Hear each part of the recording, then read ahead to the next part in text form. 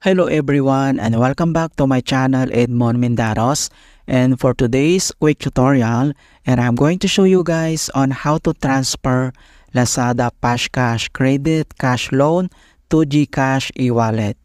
Ipapakita ko din sa inyo mga kaibigan kung paano makareceive ng OTP code kasi ito yung issue ngayon na wala daw silang nare-receive na OTP code. At nahihirapan silang mag-proceed para matransfer ito sa any e-wallet. So payo ko lang mga kaibigan na kailangan mo nang mag-refresh ng iyong phone device, i-turn on or off mo siya. At i-check din natin kung same procedure ba ulit or may changes sa pag-transfer sa GCash. Update dito ngayong 2024. And then saka ka lang mag-start mag-transfer ulit. Okay, so stay tuned ka lang para malaman ang buong process nito at start na natin. Ang next step ay open lang natin ang ating Lazada application. Dapat nakalagin ang iyong account. Okay, so tap mo lang yan. And makikita mo na dito yung Lazada homepage, and then dito lang sa baba, kailangan mo lang i-select dito yung account. So click mo lang yan. And dito sa ating Lazada profile, so scroll down lang tayo. At dito sa ating Lazada wallet ay kailangan lang natin itap tong amount. So yung amount na to ay galing sa PashCash credit loan natin. So kailangan lang natin itong i-transfer sa ating GCash account. Okay, so kailangan mo lang itap tong amount. Huwag dito sa cash in. So dito lang na banda. So itap mo lang siya.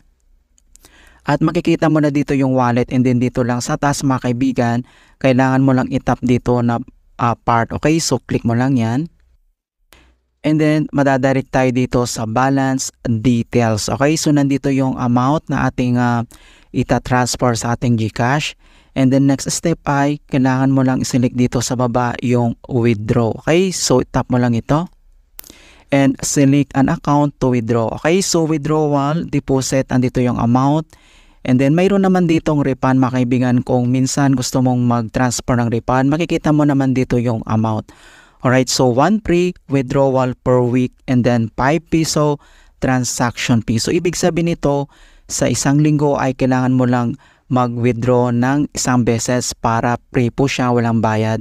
Kapag naulit yan mga kaibigan ay meron siyang 5 peso na transaction fee. Ito siya, okay? So ang next step, so select mo lang dito yung circle na yan, so click mo lang siya. And then dito sa baba makikita mo dito yung let's start, so tap mo lang yan. And then withdrawal deposit. So kailangan mo lang itap dito yung amount. So ilagay natin. Alright.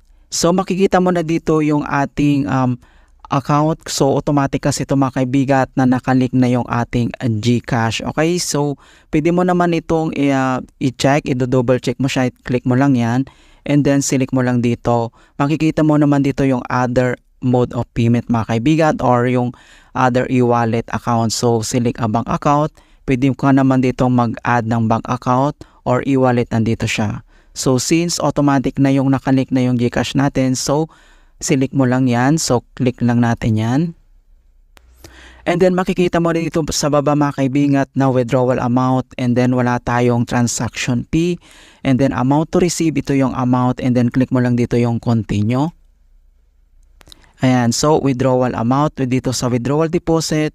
And then withdrawal amount, makikita mo dito, transaction fee.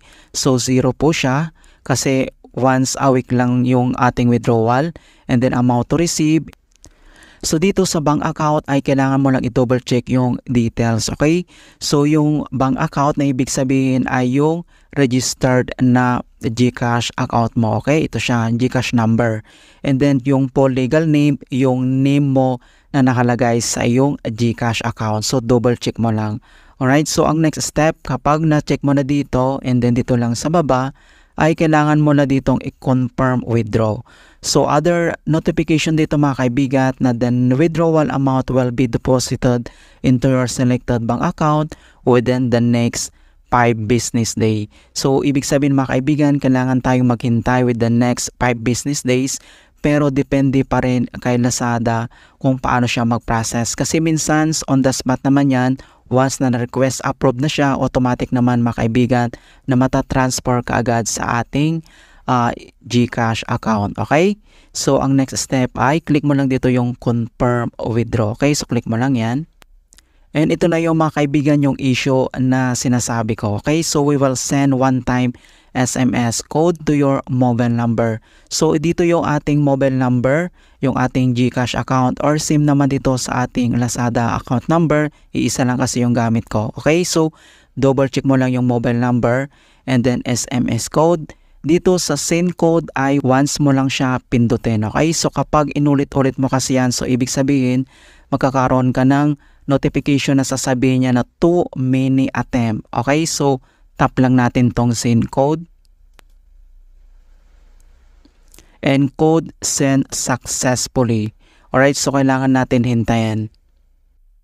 Okay, so makikita dito mga kaibigan at meron na yung OTP code natin. So enter lang natin. Ayan, so makita yung mga kaibigan, napakabilis lang. So minsan mo lang siya pindutin at meron ditong timer, naka-seconds lang po siya and then i-click mo lang dito yung verify code. Huwag mo nang hintayin na matapos yung guys, mabilisan lang talaga.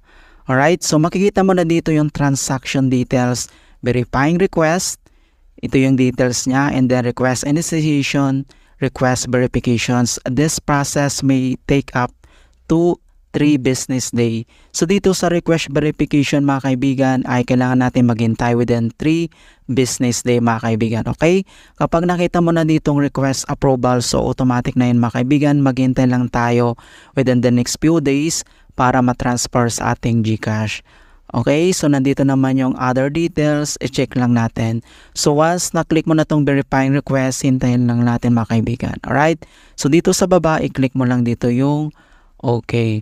So ang dami kasi nagtatanong mga kaibigan, bakit ganito, bakit hindi pa na-transfer?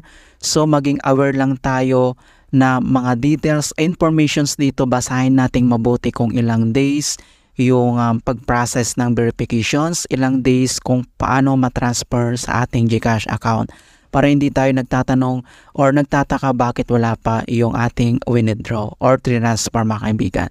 And then click mo lang dito yung okay. Ayan, so makikita nyo dito na wala na yung amount, so automatic na po siya na on process na. Alright, so back lang tayo. And dito na siya mga kaibigan, yung Lazada wallet natin na ano na yung amount guys, so na-process na po siya. Alright, so i-update ko yung mga kaibigan kung na-receive na natin yung withdraw natin ng amount o transfer natin from Lazada wallet natin to a GCash account.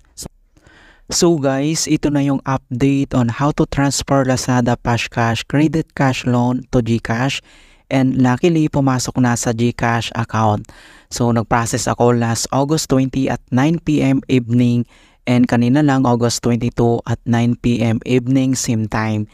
Naka-receive ako ng text message from GCash via PesoNet with full amount na 2,500 transfer to GCash.